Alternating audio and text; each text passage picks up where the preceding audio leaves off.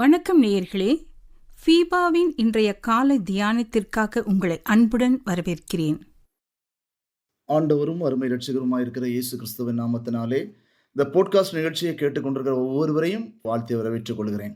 இந்த வாரம் முழுவதும் தியானத்துக்காக தெரிந்து கொள்ளப்பட்ட தலைப்பு விசுவாசத்தில் ஒருமனப்பாடு என்ற தலைப்பிலே இந்த வாரம் முழுவதும் நாம் சிந்திப்பதற்கு தேவன் நமக்கு உதவி செய்வாராக. அதற்கு ஆதாரமாக தெரிந்து கொள்ளப்பட்ட வேத பகுதி மார்க் எழுதின சுவிசேஷம் 2வது அதிகாரம் 1வது வசனம் முதல் 12வது வசனம் வரை உள்ள வசனங்களை இந்த வாரம் முழுவதும் சிந்திப்பதற்கு தேவன் நமக்கு உதவி செய்வார். இயேசு கிறிஸ்து சில நாட்களுக்கு பின்பு அவர் மறுபடியும் கப்பர்நகூமுக்கு போனார்.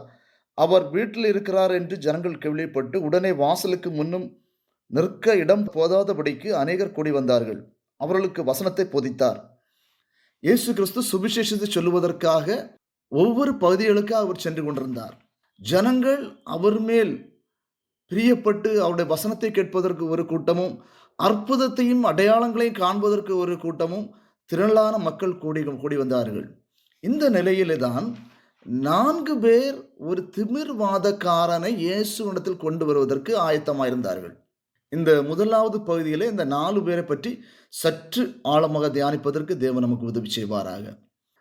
எழும்ப முடியாத ஒரு மனிதன், படுக்கையில் இருக்கிற மனிதன், நோய்வாய்ப்பட்டு திமிர்வாதம் என்கிற நோயினாலே இருக்கிற அந்த மனிதனை யாரும் சமுதாயத்திலே பார்ப்பதற்கு கூட, அவர்களை உற்று கவனிப்பதற்கு கூட நேரம் இல்லாத நிலைமையில் இந்த 4 பேர், அவர்கள் பேர் கூட குறிப்பிடப்படவில்லை, அவர்களுடைய 4 பேரும் ஒருமனப்பட்ட ஒரு விசுவாசம் அவர்களுக்குள்ளால தோன்றிற்று.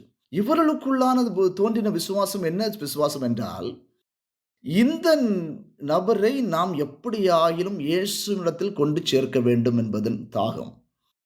அந்த 4 பேரும் சேர்ந்து இவரை எப்படியாயிலும் இயேசுவிடத்தில் கொண்டு சேர்க்க வேண்டும், அதிலிருந்து இந்த நோயிலிருந்து இந்த மனிதர் விடுதலை பெற வேண்டும் என்பது இவர்களுடைய உள்ளான நோக்கம்.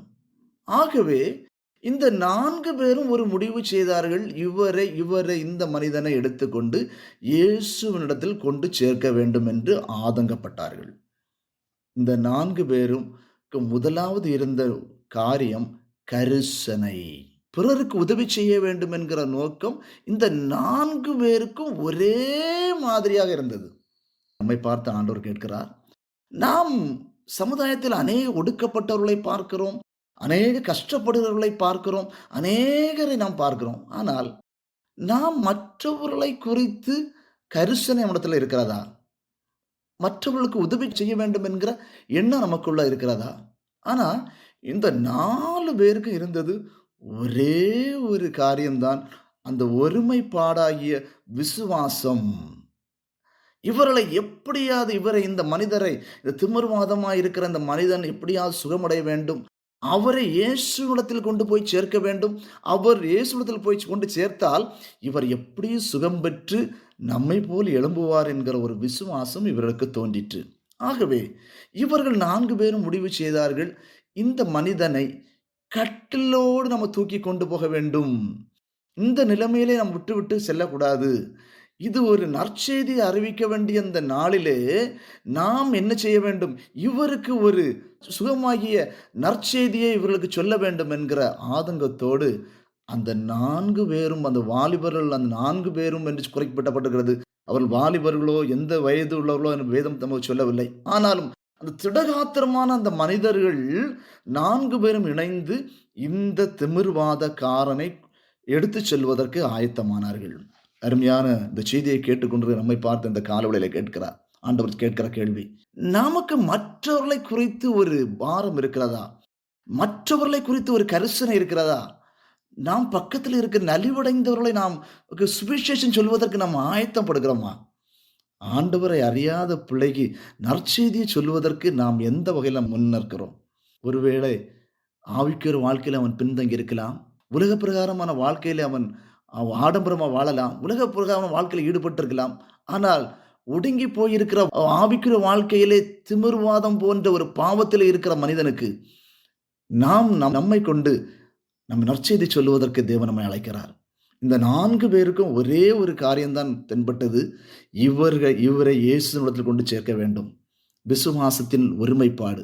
இந்த காலவேளையிலே இந்த செய்தியை கேட்கொண்டிருக்கிற நம்மை பார்த்து ஆண்டவர் சொல்லுகிறார், நாமும் இதே போல விசுவாசத்தில் ஒருமைப்பட்டவர்களாய், மற்றவர்களை சோர்ந்து போகிற மற்றவர்களை அணைக்கிறவர்களாய் ஆண்டவரிடத்தில் கொண்டு செல்வதற்கு நம்மை ஆண்டவர் ஆயத்தப்படுத்தி இருக்கிறார். நமக்கு அதை ஒப்பு கொடுக்கலாமா? ஒரு நிமிடம் கண்களை மூடலாம். கர்த்தாவே, இந்த கால வேளையிலே விசுவாசத்திலே எங்களை ஒருமனப்பாட்டை தாரும் ஆண்டவரே. திமிர்வாதக்காரனை இந்த 4 பேர் எப்படி கொண்டு செல்ல வேண்டும் என்று திட்டமிட்டார்களோ அதே போன்ற எங்களுக்கு ஒரு தாகத்தை தாரும். மற்றவர்களுக்கு நாங்கள் கரிசனை உள்ளவர்களாய் ஊழியம் செய்வதற்கு எங்களை தகுதிப்படுத்தும். உம்முடைய கிருபை தாங்கட்டும். இயேசுவின் நாமத்தில் தாழ்மையுடைய நல்ல பிதாவே, ஆமென். இன்றைய காலை தியானத்தில் பங்கேற்றமைக்காக நன்றி. உங்களது கருத்துக்களை பகிர்ந்து கொள்ளவோ மேலும் விவரங்கள் அறிந்து கொள்ளவோ 94585052 என்ற எண்ணிற்கோ அல்லது info@fibaonline.org தொடர்பு கொள்ளவும். தேவன் தாமே உங்களை ஆசீர்வதிப்பாராக. ஆமேன்.